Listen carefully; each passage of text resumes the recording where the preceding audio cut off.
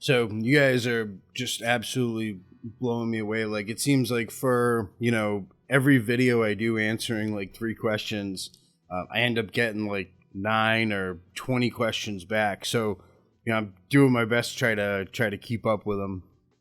That said, like keep them coming. I love, answering you guys' questions. It's absolutely phenomenal.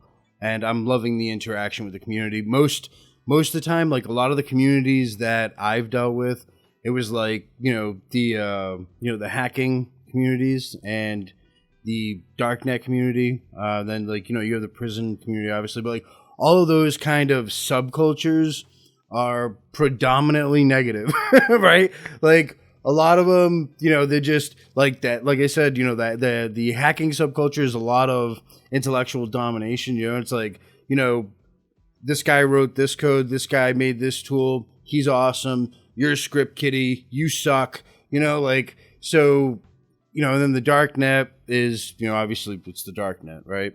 And prison, the prison just, it sucks. But all of them are like really negative places. So like seeing some of your comments, your encouragement has absolutely blown me away.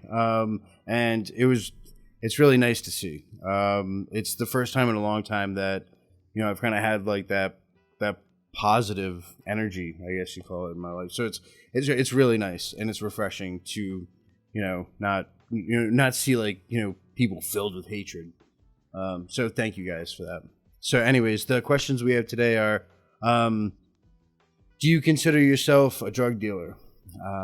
As darknet vendors have been using Bitcoin for a long time, do you see Bitcoin being around for major transactions, or will it fade out?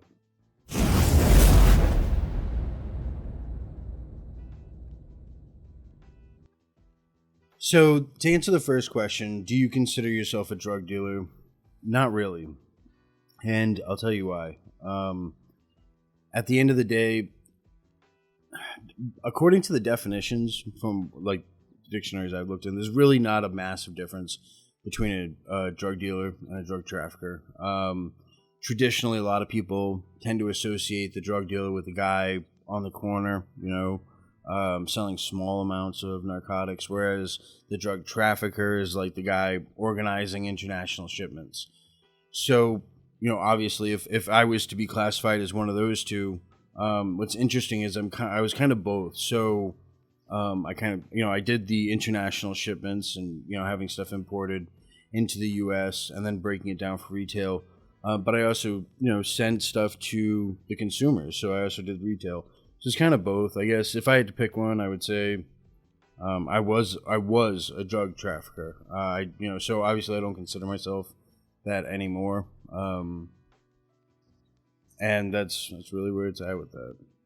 So the next question was, as darknet vendors have been using Bitcoin for a long time, do you see Bitcoin being around for major transactions, or will it fade out? I definitely don't see it fading out.